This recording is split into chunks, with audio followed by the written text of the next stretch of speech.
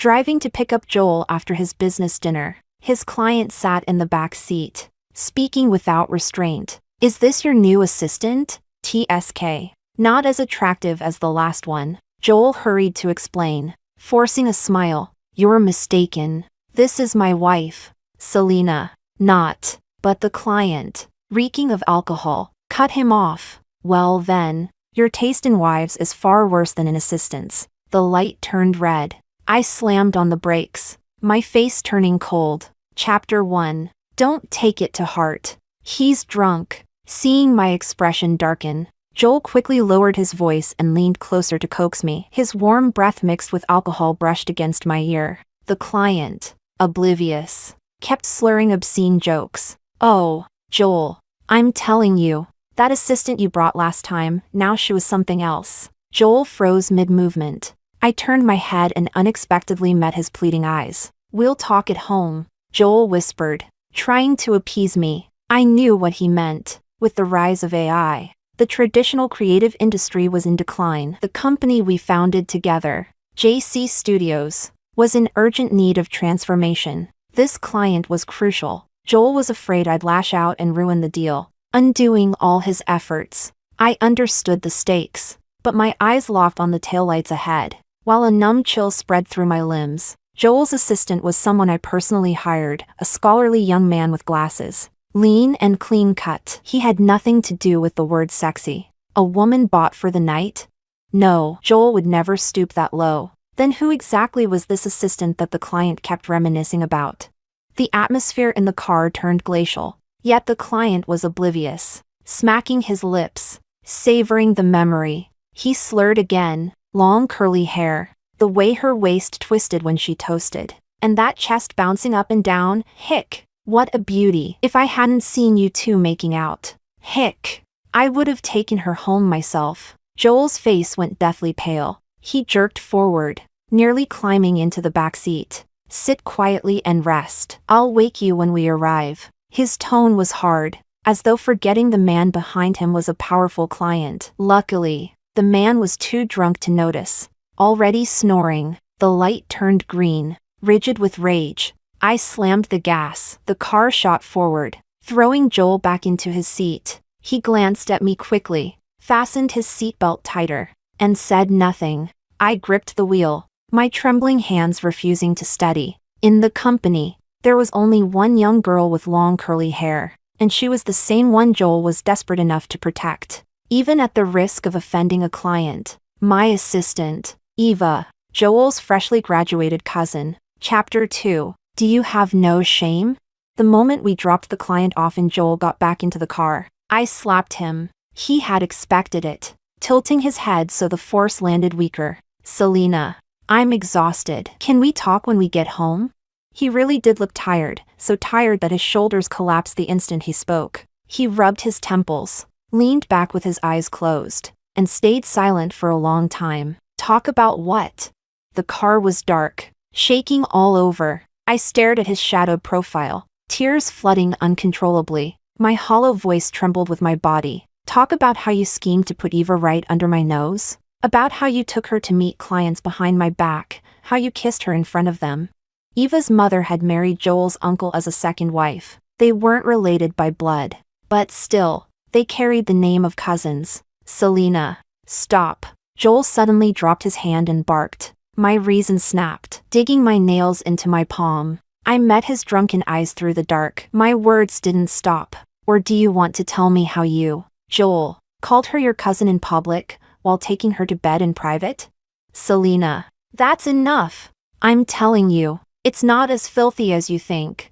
His roar cut me off. This time, Joel sat up straight, leaning in close. His drunken eyes glistened with water. "Have you forgotten? That night I begged you, how did you answer me?" My breathing stalled, then quickened. Joel was talking about last Tuesday. I had cooked for hours after a sleepless night, waiting for him to come home only to receive a call. His voice slurred with alcohol. "Babe, can you come to Yushin Club, please? This client's impossible. I can't handle him alone." I hung up without a word, dumping all the food into the trash. Joel had drunk too much that night. He forgot that I once told him I despised men who dragged women into business banquets. And he forgot that night was our wedding anniversary. Normally, I would drive to pick him up, arriving on the dot. But that night, I was too angry. I went to bed early, tossing until nearly dawn before Joel finally stumbled home. I pretended to sleep, hearing him stand by the bed for a long time. Chapter 3. In front of me. Joel's face was dark. If Eva hadn't come to pick me up that night, do you realize I might not have even made it home?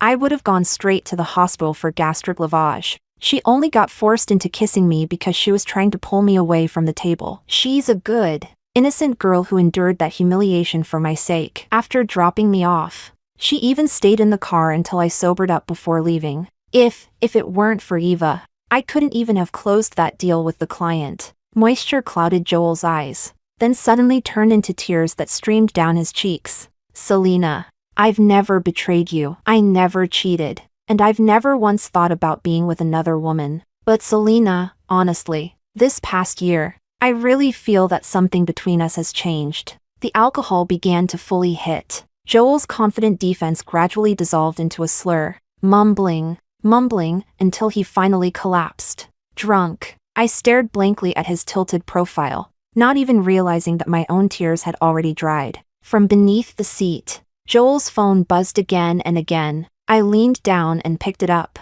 The screen showed messages from Evita. My hand trembled as I slid open the lock screen, typing in my own birthday. It unlocked easily. The sender's profile picture, unsurprisingly, was Eva's cute selfie. Message after message popped up. Big brother's not behaving. Why is tonight's goodnight so late? Don't tell me you drank too much again? Should I ride my fiery wheels to come rescue you? Dummy. Next time something like this happens, you should tell me in advance. Come on. Where are you? I'll come pick you up right now. The buzzing stopped. My fingers shook as I scrolled upward. 6 pages. The chat log's timestamps all belonged to today. The screen was a sea of gray bubbles, Eva talking to herself. Almost got caught. Thank goodness Selena didn't notice. Pouty selfie, JPG. Selena is always so fierce. I really can't bring myself to call her sister-in-law. Calling her boss slips out easier. Hee. Tongue out selfie, JPG. Brother, I'm going downstairs to eat. I brought you a coffee with love. Selfie with coffee cup labeled brother, JPG. The weather is so nice today. All the flowers downstairs are blooming. Flower tucked by temple selfie, JPG. Finally, on the 7th page, I found a single green bubble. Joel's message, sent last night at 9:21 p.m. Good night, Evita. Chapter 4. The night was deep. I parked the car at the foot of a deserted hill. Joel's phone lying on the center console. Eva's calls came one after another, flashing and fading in the darkness. Leaning over the steering wheel, I stared blankly at Joel's profile. His last words before passing out kept echoing in my ears. Changed. Yes. It had changed. 5 years of dating. 5 years of marriage. Joel and I had met while starting our business. From nothing, we built JC Imaging together. 10 years of shared struggle. Until this year, when arguments began to erupt over and over. The rise of AI shattered our main business model. Competitors collapsed one after another. Employees left in droves. In this life or death struggle, I knew exactly how hard Joel had worked. I had driven countless late nights to pick him up from drinking sessions and take him straight to the hospital. I had spent countless sleepless nights hunched over the computer, drafting partnership proposals for clients that weren't even half secured. I pitied Joel, and I saw the reality earlier than he did. I had suggested many times we sell the company and move to a new field, but Joel refused. Selena, the company is like our child. You and I raised it together. How can I just abandon it?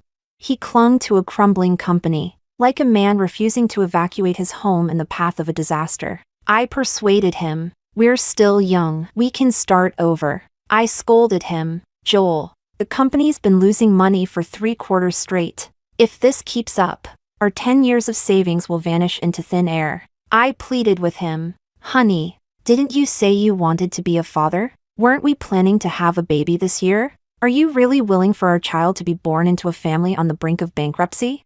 But he wouldn't budge. When I brought up children, his face went cold, his jaw locked. Selena, We already have a child. Until JC turns around, we're not having another one. To prove his resolve, he even carried his quilt into another room. I was furious and amused, coaxing him for hours before he finally came back. The pressure in my chest was suffocating. I exhaled long and hard, lowering the window. I lit a cigarette. The smoke curled away into the night breeze. I glanced at Joel, asleep beside me. He resented me, but I hadn't been idle either. Today marked my 6th consecutive night of overtime at the office. The proposal I'd revised again and again, the one I delivered, had the name of today's automotive executive stamped across the top. Before this week, before last Tuesday, I had worked 15 straight days to complete another version of the very same proposal. Through action, I had supported Joel's refusal to give up,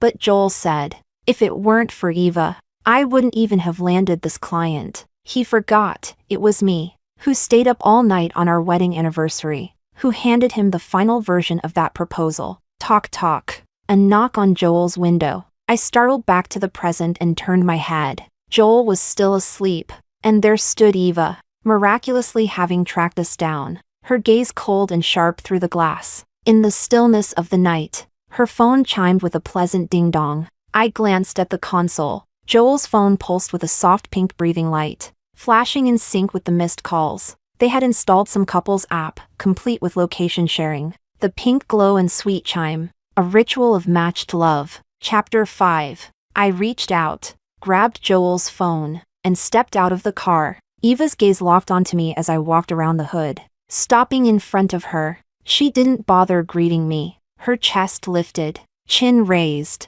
jaw tight, none of the caution she usually showed me in the office. You came to pick him up? I tilted my head toward the car. Joel leaned against the window, profile sharp in the dim light, his proud brow bone, the bridge of his nose. At 32, he was in his prime, devastatingly handsome. Eva's eyes followed mine, landing on Joel's face. What showed there was undisguised tenderness, affection, like I didn't even exist. Wordlessly, I unlocked Joel's phone from a hidden folder. I pulled up the app with 2 pink hearts. On the homepage, Days in Love, 10. The linked account, Eva's smiling profile picture. The account creation date, last Tuesday. My lips curved, and I turned the screen toward her. This, you installed it behind his back, didn't you? Joel had never been good with electronics. Notifications piled on his phone unchecked. This app was hidden so well, he probably hadn't even noticed it. No. Eva's expression faltered for only a second before she lifted her chin. I told him I lost my phone. Needed location sharing. I tricked him into installing it. My brow twitched. My stomach dropped. The smile slid off my face. The hand gripping the phone began to tremble uncontrollably. I know what you're thinking. Eva caught every flicker of emotion across my face. She slipped her hands into her pockets, a mocking little smirk tugging at her lips. You think it's just one-sided, don't you?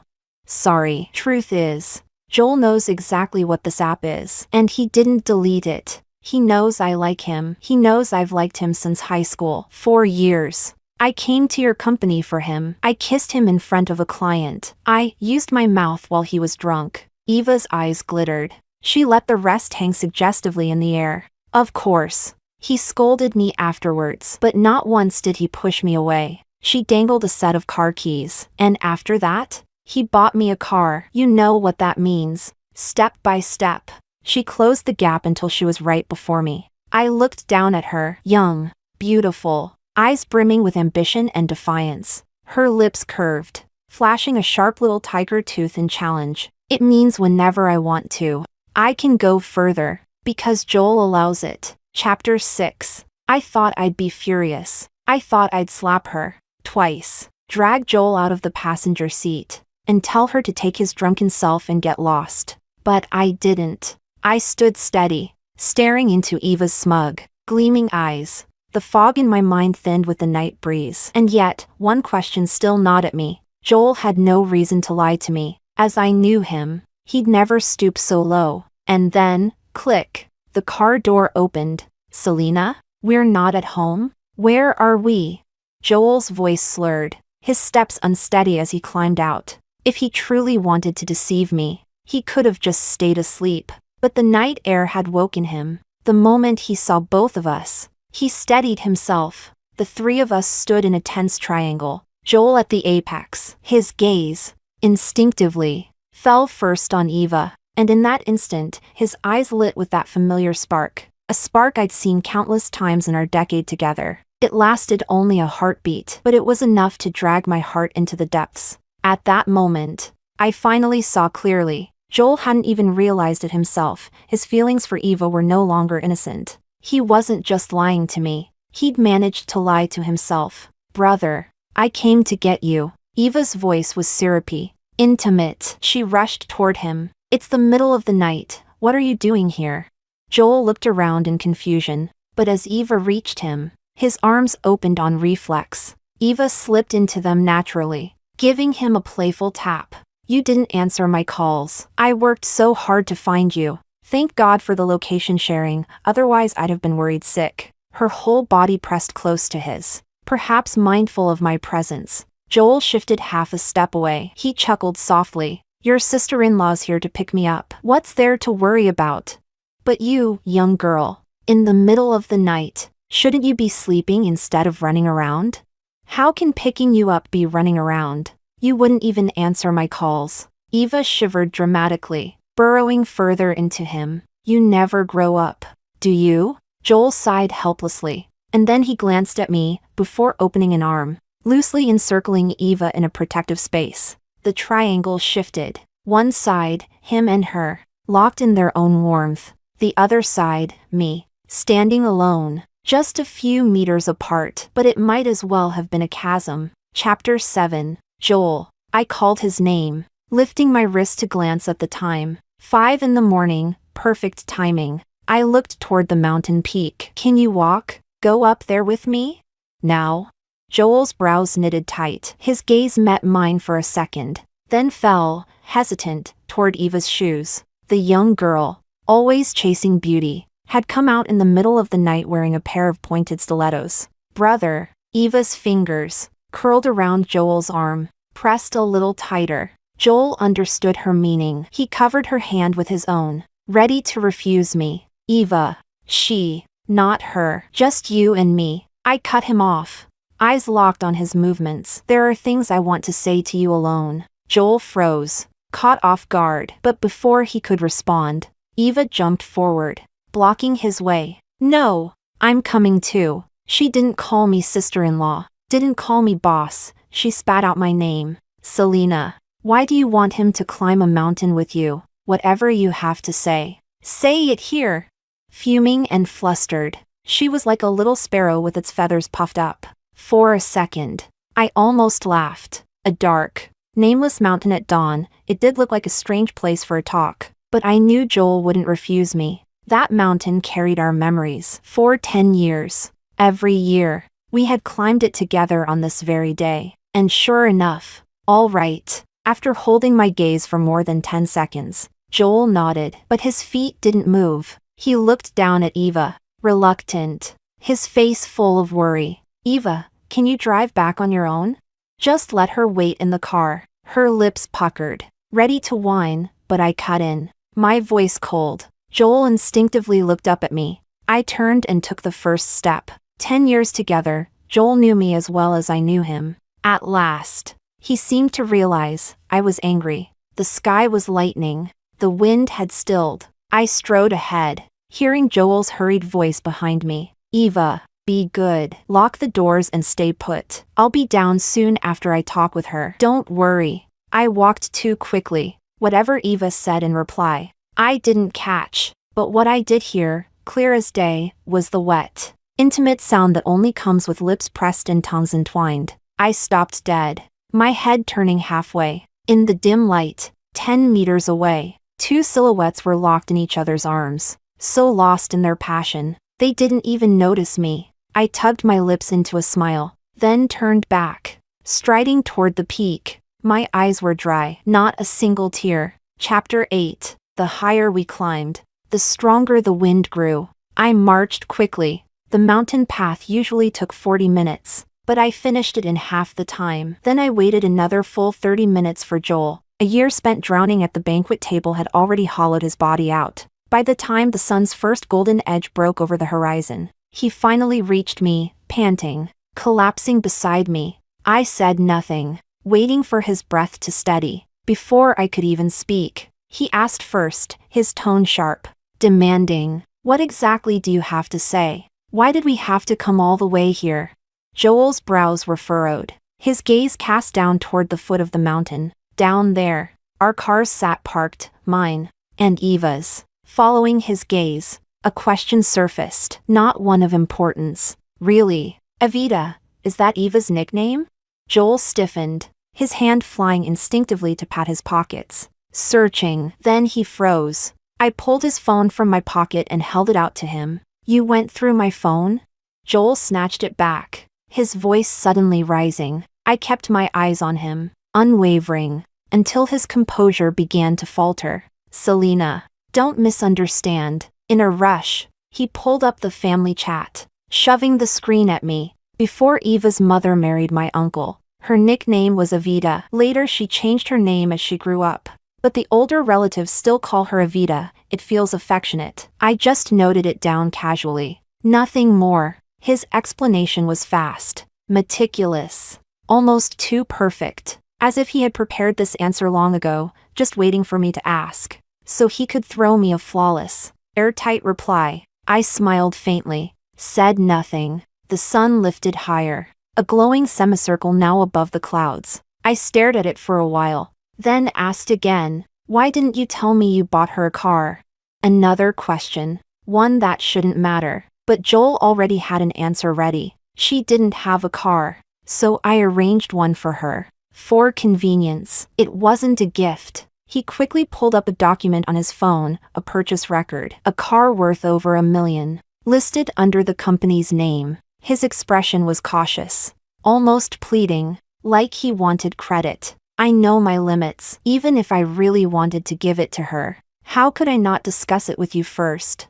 Every base covered, no flaws to be found. I turned away, silent again, watching the sunrise. The sun was halfway risen, spilling gold across the world. The dawn's brilliance, it was just like 10 years ago. That first time Joel brought me here, he'd been ready to confess, palms sweating with nerves. At the exact moment of sunrise, he'd grabbed my hand, words tumbling out in stammers. Now, another sunrise, still me and him, 10 years gone, the scenery unchanged. Perhaps this is where the cruelty of time lies. Landscapes preserve memory, but people never return to who they once were. As the sun finally broke free of the clouds, I rose to my feet. Joel stayed seated, looking up at me. "Selena, what is it you really want to say?"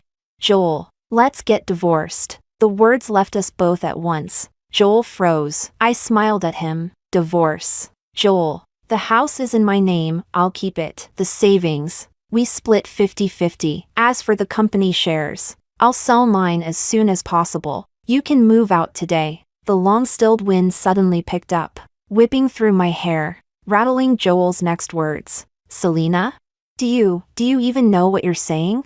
Chapter 9. Love and marriage are like a train and its tracks. Once the train derails, there's no way back. That was what I realized as I climbed the mountain. Once you understand that, the decision becomes easy. "Joel." I lowered my gaze, looking at the man whose eyes were bloodshot and rimmed with red. 10 years together. And this was the first time I examined him like this, like an outsider. "I know very well. I am clear-headed. But I want to ask you, do you even know what you're doing? Eva is the girl you watched grow up as your little sister. When you were kissing and holding her, did you ever think about what you were doing?" Joel's face drained of color. Inch by inch, he shot to his feet, eyes wide with panic. "Selena, I didn't. You haven't gone all the way with her yet." "I know." I cut him off, my voice flat. "You said you never betrayed me, that you never cheated. What you really meant was just that, right? Emotionally unfaithful, but physically untouched?" I gave a cold laugh, staring into his trembling eyes. "Joel, how long do you think you can hold that line? A week? 10 days? 2 weeks? And then what? Will you confess to me? Tell me you slept with your own cousin, and wait for me to divorce you?" "No, you won't. You'll cover it up. scramble to hide, living in constant fear, eaten alive by guilt and shame, becoming exactly the kind of man you've always hated. The one you swore you'd never be. I let out a breath, smiling bitterly. Oh, wait, no, Joel, you already are. More than 20 years ago, Joel's father cheated with a female colleague, abandoned his wife and child, leaving young Joel without a father, without a happy home. Joel had sworn to me countless times, in this lifetime, I will always be faithful to you. I will never betray you. But vows, once broken, become knives that stab deeper with every memory. Joel staggered, pale as chalk, collapsing into a chair. His head hung low, too crushed to speak another word. Joel, you really are disgusting. I looked down at him for a long while, then lost all interest in speaking further. If you don't move out before tonight, I'll change the locks. The divorce papers will be sent to your office tomorrow.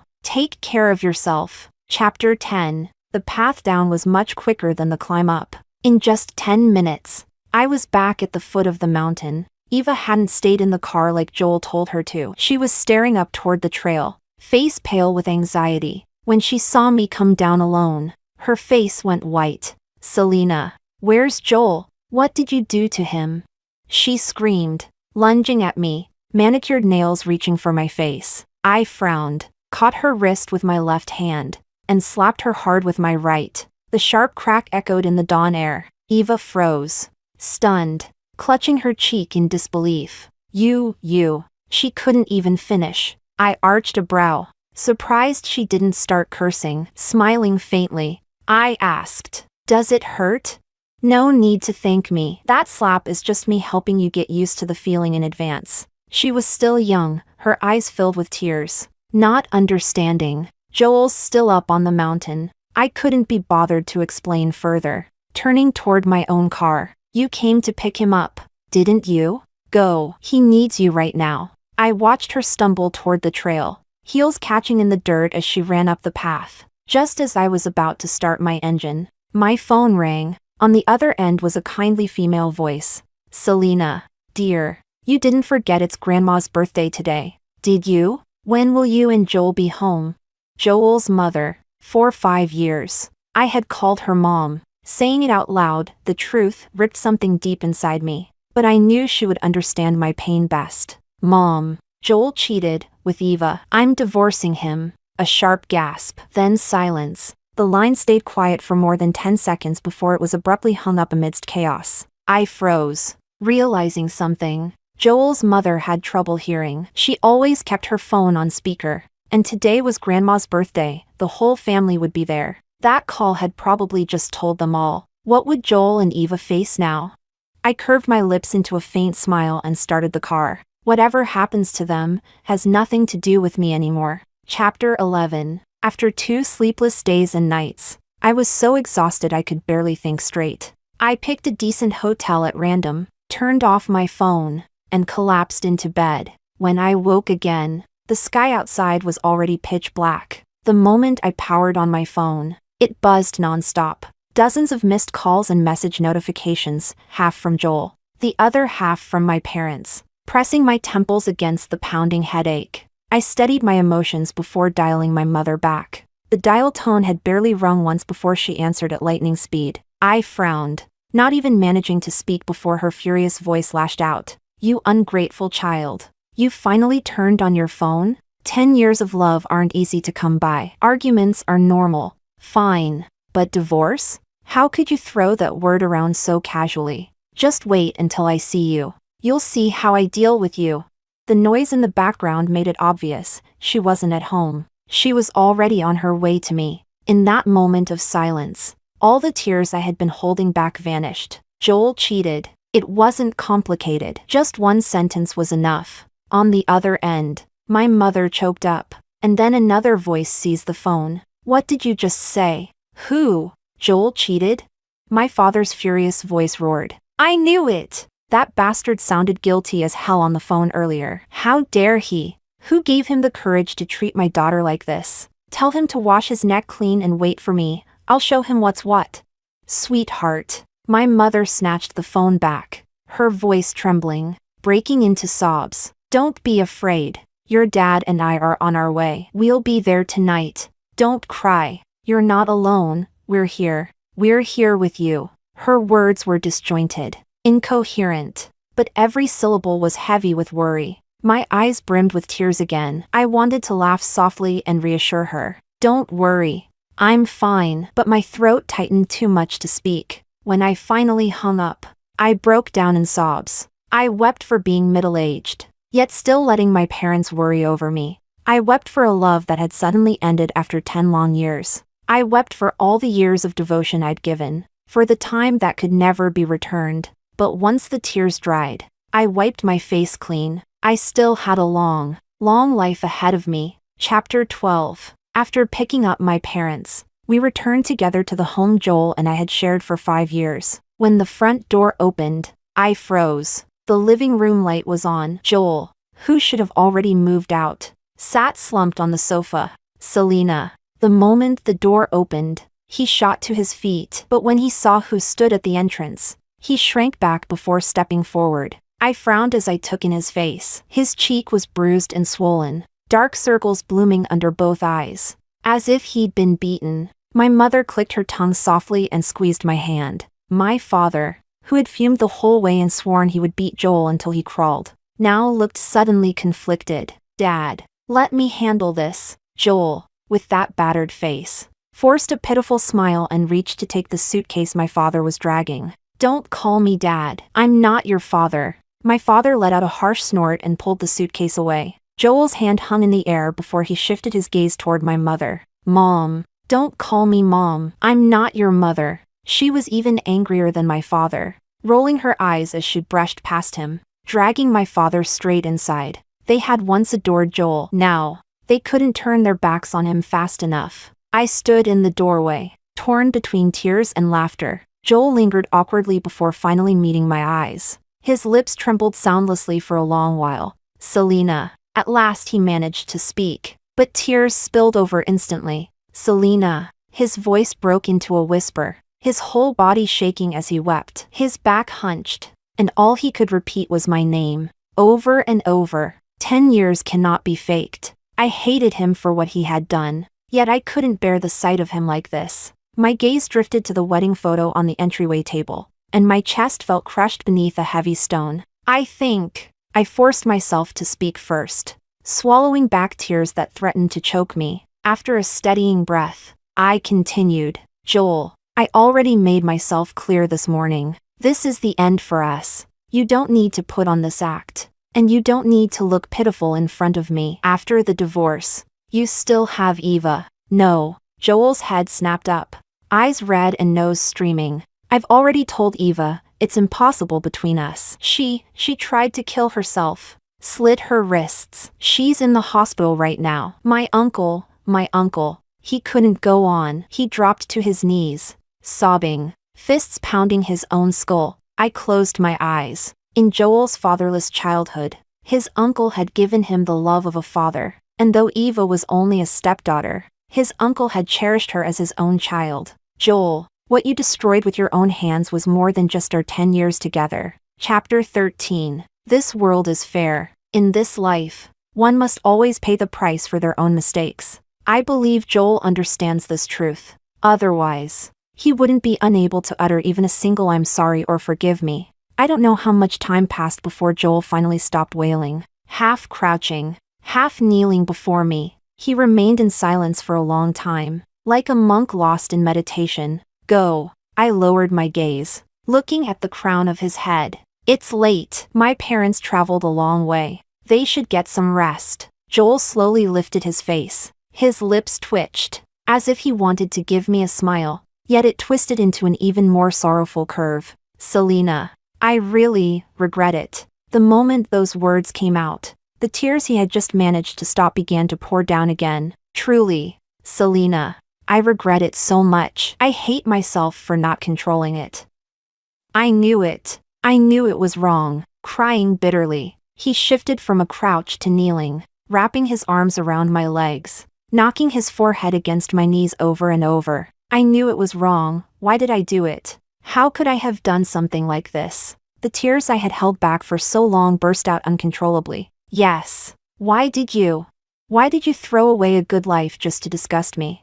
I kicked him away, then raised my hand and slapped him hard across the face. While he was still stunned, I struck him again with another slap. Joel, these 2 slaps, consider them the lesson my parents would have given you. From now on, we're even. I flung the door wide open and pointed outside. Now do me the favor of getting out. Until the day we sign the divorce papers. I don't want to see you again. Joel sat there in a daze, unmoving. You bastard. Get out!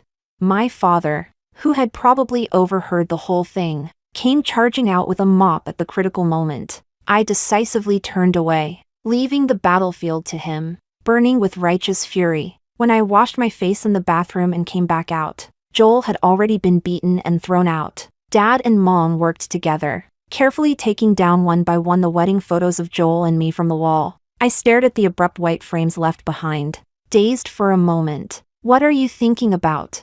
Mom leaned closer and hugged me. I curved my lips at her, then hugged her back. I was thinking, maybe we should put up some new frames on the wall, like a family portrait? Or maybe a couple's photo of you and Dad? Mom fixed her gaze on me for a long moment, and then her eyes lit up. All of them. All of them.